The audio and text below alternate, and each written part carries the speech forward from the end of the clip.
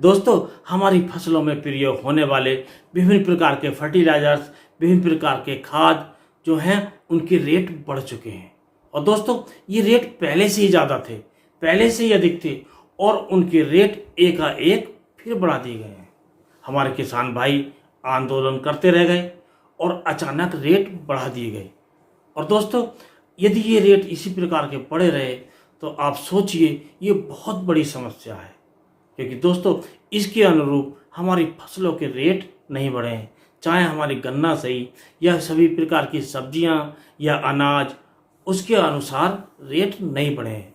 अब ये बहुत बड़ी समस्या हो गई है। तो दोस्तों, हमारा आप शायद कुछ नहीं कर पाएँ रेट के बारे में। तो इस समस्या का समाधान क्या है, आप इस बारे में विचार कीजिए। आज इसी पर ही चर्चा करेंगे। यदि दोस्तों वीडियो पसंद आए तो वीडियो को लाइक कीजिए, दोस्तों में शेयर कीजिए और इसी प्रकार के वीडियो देखने के लिए चैनल को सब्सक्राइब कीजिए और जो बेल आइकन का बटन है उसे प्रेस करते हुए ऑल पर सेलेक्ट कर दें। अब दोस्तों, रेट तो बढ़ ही चुके हैं, तो इसका समाधान क्या है? तो दोस्तों, इसका समाधान बस यही है कि जो हम प्रयोग करते हैं उसे संतुलित मात्रा में प्रयोग करें।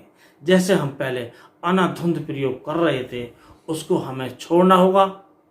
जैसे हम एक बार हम यूरिया का प्रयोग करते हैं, पौधों की जड़ों में देकर करते हैं, तो दूसरी बार उसका हम स्प्रे के रूप में करें। क्योंकि दोस्तों, एक एकड़ में कम से कम हमारे किसान भाई 50 से 60 किलोग्राम यूरिया प्रयोग करते हैं। यदि यूरिया का प्रयोग हम पर्णीय छिड़काव पर करें, यानी कि पानी में घोलकर स्प्रे करें, तो 3 से 4 किलो प्रति एकड़ में काम चल जाता है और उतना ही फायदा, उतने ही नाइट्रोजन की पूर्ति हमारी फसलों पर हो जाती है। तो इसके लिए हमें क्या करना है कि हमें 2% का घोल बनाकर अपनी फसलों पर यूरिया का छिड़काव करना है। अब हम जैसे 3 से 4 किलोग्राम यूरिया प्रति एकड़ में काम चल जाएगा, तो हमारा 40 किलोग्राम करीब यूरिया प्रति एकड़ की बचत हो जाएगी। तो हमारा उसमें पैसा भी बचेगा और जो महंगाई है इससे भी हम लड़ सकेंगे। अब दोस्तों, बात आती है, ये तो रही यूरिया की बात, अब आती है डीएपी एनपीके की बात कि उसकी पूर्ति हम कैसे करेंगे। तो दोस्तों, जैसे हमारे किसान भाई बुआई के समय तो ये बहुत ज़रूरी होता है प्रयोग करना, चाहे हम डीएपी करें, एनपीके 12-32 का 16 करें या सिंगल सुपर फास्फेट का प्रयोग करें। लेकिन उसके बाद हमारे किसान भाई निराई गुड़ाई पर, जुताई पर भी इस खादों का प्रयोग करते हैं। कुछ डीएपी का प्रयोग करते हैं, कुछ 12-32-16 का प्रयोग करते हैं, कुछ सिंगल सुपर फास्फेट एमओपी का प्रयोग करते हैं।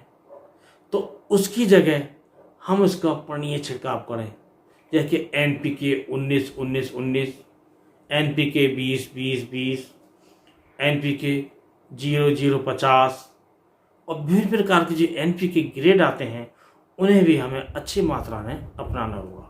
उससे भी हमारे पैसे की बचत होगी और जो हमारे रेट बढ़े हैं खादों के, उनसे मुकाबला करने की हमें शक्ति मिलेगी और हमारी लागत में कमी आएगी। तो दोस्तों, इस प्रकार इन खादों का प्रयोग करके हम अपने पैसे की बचत कर सकते हैं, इस महंगाई से लड़ सकते हैं।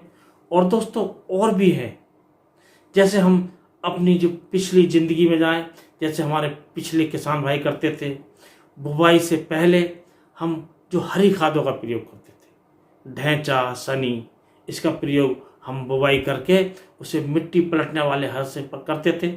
उसका भी हमें प्रयोग पुनः शुरू करना चाहिए। उससे भी नाइट्रोजन की पूर्ति होती है और उससे एक बड़ा और काम होता है कि हमारी जो जमीन की उर्वरा शक्ति मजबूत होती है। यदि हम ऐसा प्रयोग करेंगे तो हमारा जो यूरिया का जो प्रयोग है वो कम होगा, यानी कि हमारा जो लागत है वो कम आएगी और जो हमारा पैसे की जो बर्बादी है वो कम होगी।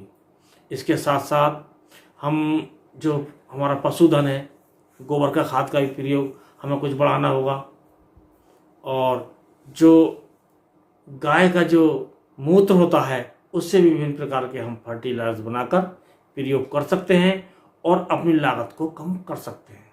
तो दोस्तों, इससे संबंधित भी हम वीडियो चैनल पर लाएंगे। उन वीडियो को देखने के लिए यदि आपने अभी तक चैनल सब्सक्राइब नहीं किया है तो चैनल को सब्सक्राइब कीजिए और वीडियो को लाइक कर दोस्तों में शेयर कीजिए।